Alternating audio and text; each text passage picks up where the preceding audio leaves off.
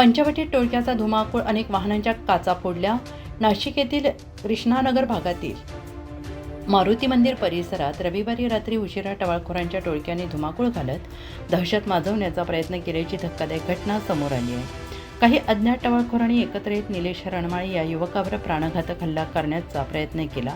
सुदैवाने या हल्ल्यात कोणतीही जीवितहानी किंवा गंभीर दुखापत झालेली नाही. मात्र टोळक्याने परिसरातील अनेक नागरिकांच्या गाड्यांची मोठ्या प्रमाणात तोडफोड करून नुकसान केलं आहे. त्यामुळे तणावपूर्ण वातावरण निर्माण झालेलं आहे. स्थानिक नागरिकांच्या म्हणण्यानुसार या टोळक्याकडे कोयते, दांडके, दगड तसेच बंदुकीसारखी शस्त्रे असल्याचे दिसून आले.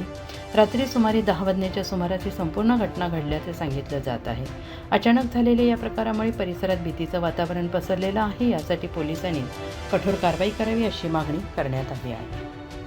मुलगा कामावून येत होता, आमची गाडी शोरूम आहे आत्ताच, ते गावावर इथं जगायला आलेले, त्याची सुद्धा शोरूम गाडी फोडून टाकली. आता जर त्यांच्याकडे बंदुकी, तलवारी, कोयते असले तर समोरचा माणूस काय करल? तो पोऱ्या मेला असता आमचा वाला. एवढे मोठाले दगड टाकले त्यांनी. आणि इथं दुकान आहे, इथं दुकान आहे, त्याच्यामुळे बरं झालं. तिच्या दुकानात सुद्धा घुसले ते पोरं. म्हणजे त्यांची किती हिंमत आहे. मग कसं काय रस्त्याने पण चालायचं नाही का? सांगा बरं तुम्ही सर. मुलं इथले स्थानिक आहेत का?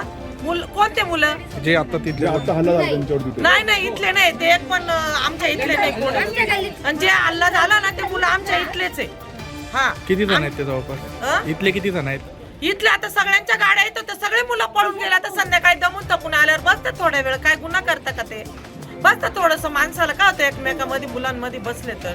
बाकीच्या गाड्या उभ्या होत्या, ते गाड्या फोडून निघून गेले. कशावरून झालं? काय आयडिया आहे तुम्हाला? काहीच आयडिया नाही. आम्ही सगळ्या महिला घरात स्वयंपाकामध्ये बिझी असतो संध्याकाळी. कारण सगळे हातावरचे लोक इथं आणि सगळे संध्याकाळी दमून थकून येतात. बाया स्वयंपाक करतात. सगळे हातावरचे लोक गरीब आहे. जेव्हा कामाला जातील तेव्हा खातील पेतील. परिसरात पहिल्यांदा असं काही झालंय का? हो, एवढं डेंजर तर परिसरामध्ये पहिल्यांदा झालेलं आहे सर.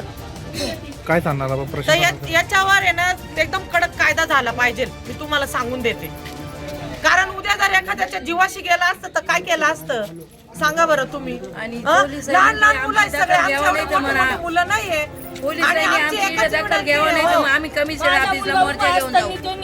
त्याच्या हातातून सुटकला तो, नाही तर त्यांनी डायरेक्ट त्याचं मर्डर करीत होते. मी उभी होती त्याच्या जवळ. आई मी त्याला म्हटलं भाऊ जेवण केलं म्हणून मी पण त्याच्या बरोबर आले. ते डायरेक्ट जसे घुसले त्याला धरलं तसं ते त्यांच्या ह्याच्यातून सुटकून त्याच्या हाताला पण लागलेले. कोणाला धरलं? निलेशला. तुमचा मुलगा आहे का? माझा मुलगा आहे निलेश. मी त्याच्या हल्ला झालेला मुलगा तुमचा? हो. काय झालं? का बरं हल्ला झाला? काय माहिती आहे? त्याला ते मला नाही माहिती काही, पण ते डायरेक्ट आले. ते 5-6 जण होते. त्यांनी डायरेक्ट त्याला धरायचं. एक जणांनी धरलं, दुसरे मारणार. तो तेवढ्या याच्यातून सुटून पळून गेला इकडून वावरातून. त्याचे काय परिचयातले आहेत का ते मुलं? त्याच्या परिचयातलेच. परिचयातले ते? हो. जवळपास किती जण होते ते? 5-6 जण आहे. आता सध्या काय जखमी का तो? नाही जखमी नाही, तो सुटला. त्याच्या हाताला असं लागलेले 2-3 ठिकाणी. असं डायरेक्ट वर खडलेले. काय नाव तुमचं? मंगल नंदुरान माळे आई.